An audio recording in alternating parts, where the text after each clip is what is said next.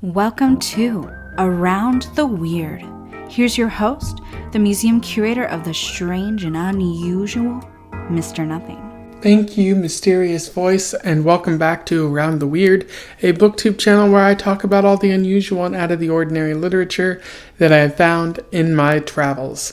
Today it is Short Story Tuesday, so I want to talk about a pretty spooky short story that I'm not talking about during the usual month of October, but I wanted to return to this classic author for a specific reason. And this short story is all about prisoners and torture devices.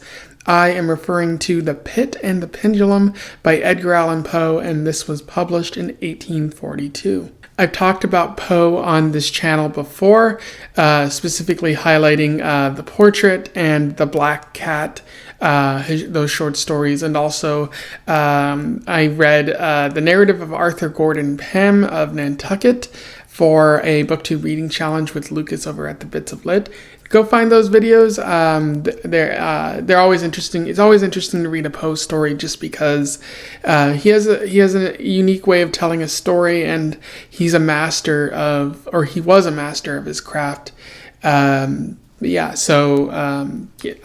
feel I need to go into too much detail about who Poe was, Edgar Allan Poe was, just beyond the fact that he wrote a bunch of spooky short stories and some poetry and at least one actual book, and he didn't really receive the attention that he deserved during his time, and he kind of died broke and penniless, and he was a spooky goth boy. I feel like that's what you need to know about him. And it'll probably help guide your understanding of today's work. So without further ado, let's talk about The Pit and the Pendulum. I will do a summary, a little bit of an analysis, and we will move on from there. So The Pit and the Pendulum is actually a pretty short story. It's mainly cerebral. And in order to understand it, I think you have to read it and get an understanding of what the person is going through, like their mindset, because I can't simply describe it. It's something that you necessarily have to read. But the narrator in this story, the unnamed narrator, is in a Spanish prison during the Inquisition. The timeline doesn't quite line up for these events, but I think Poe is taking an artistic license here. So this person appears to either not be Christian, or they might have given up their faith, and the Spanish Inquisition doesn't like that. So they've locked him in a dark room where the narrator is trying to feel around. They almost fall into a pit in the process, and they become disoriented, can't really tell what's in this room because they can't see too much. They're given some food, and when they eat the food, they find that it must have been drugs, so they pass out. And when they wake up, they find that they're tied to a tablet of some sort, and they're looking up at the ceiling where they see a painting of Father Time, as well as a scythe, a pendulum of sorts, and it begins moving around back and forth in a manner that suggests that the narrator is going to be chopped into pieces, killed by this pendulum if it manages to move downwards and get closer to them. And at the same time, the rats begin showing up, which leads the narrator to suspect, what food have the rats been eating here, largely implying that the rats are going to eat the remnants of the narrator's body after they die, which is all sorts of creepy.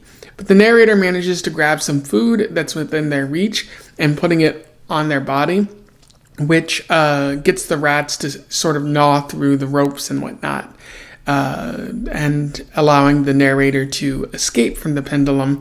But they sadly realize that they're still stuck with the Inquisition, and not to be put off by this minor escape, the Inquisition begins shooting fire from all the walls, which will either burn the narrator alive or cause them to fall into the pit and die that way. And just as it appears the most hopeless, the fire shuts off, and the French army shows up and rescues the narrator. So it ends on a bit of a more positive note than what's going on in the rest of the story. In terms of analysis, there is quite a bit to talk about in terms of like fear and disorientation and those types of things, which Poe does really well if you're familiar with any of the other short stories or book that I talked about as it relates to Poe. Like one of the themes here is like darkness and disorientation. The narrator is unsure of where they are at in this story. It's very confusing, a very unsure time for the narrator.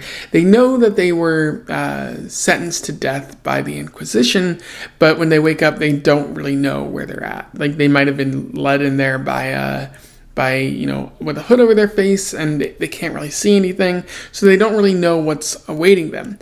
They can tell that there's a pit in this prison room where they might fall off, and they very nearly did, which is pretty scary. There's also I think they're having hallucinations because they hallucinate the hooded judges in the darkness, sentencing them to their fate again at the end of the story, or at the beginning of the story. And so I think a bit of that is going on, and like if your brain doesn't have a lot of stimuli, which it might not in this dark room, you're guaranteed to maybe start hallucinating some things. And also trying to find their way in the dark and getting turned around and not really sure of how they're going to get out, or if they can even see this entire room. It's a bit of a confusing place for them. And there's a really interesting quote that I would like to read to you from this. "My worst thoughts then were confirmed. The blackness of eternal night encompassed me. I struggled for breath.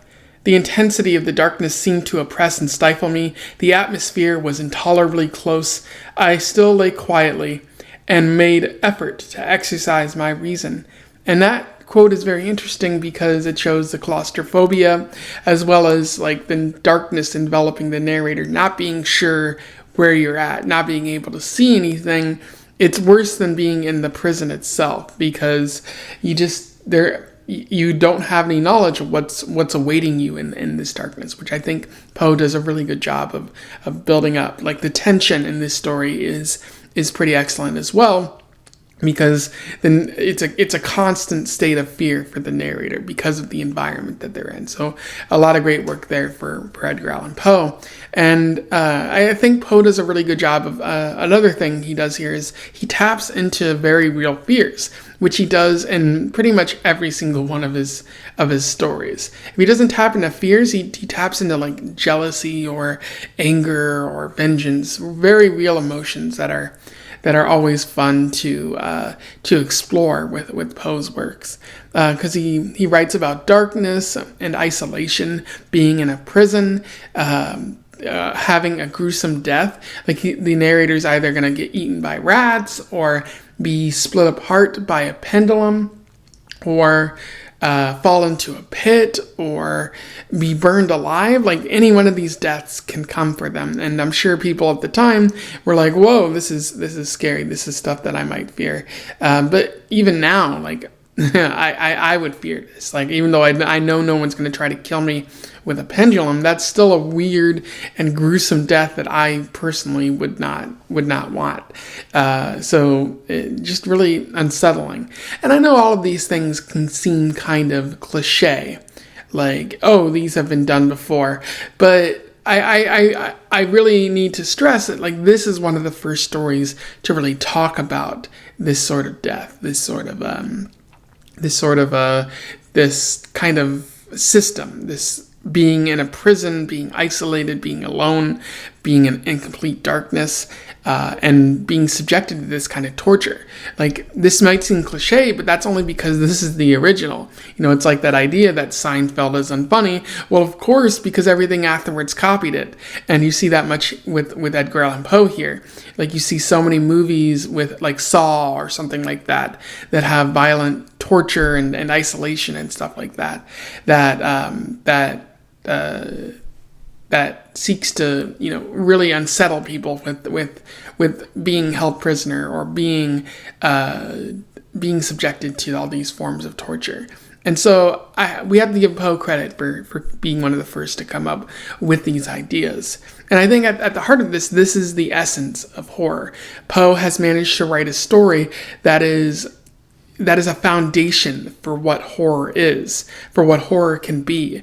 I think that's so fascinating, you know? I had actually read this before I think in high school.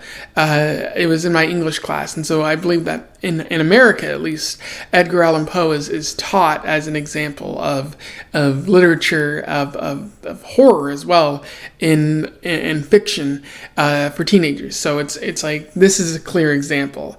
Poe did such a great job that it's being talked about 150 so years later.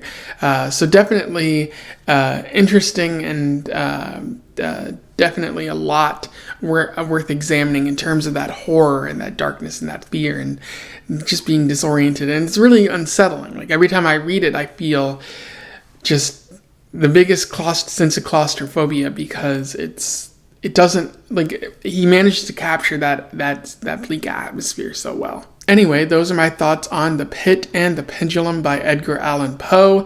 A pretty great short story. I'm definitely going to recommend that you go out and read it if you already haven't. I'm pretty sure a lot of people have read it because I mentioned if you're from America, like this was probably taught to you in high school. So I'm gonna recommend it, but if you've read it before or something like that, you should definitely comment below. Let's have a discussion about the story and why it works, and also why it might not work if it doesn't work for you, because I might be praising it, but I know other people have different thoughts about Edgar Allan Poe. Otherwise, don't forget to like, share, and subscribe so that more people can find out about this short story in Poe if they don't already know about them. Would always be interesting to get new people to have eyes on Poe. I don't know who those people would be besides people who aren't maybe from like American or European society, but maybe those people are actually watching this video. I don't know. And until then, I wish you the best of luck in your weird and prisony travels. Farewell.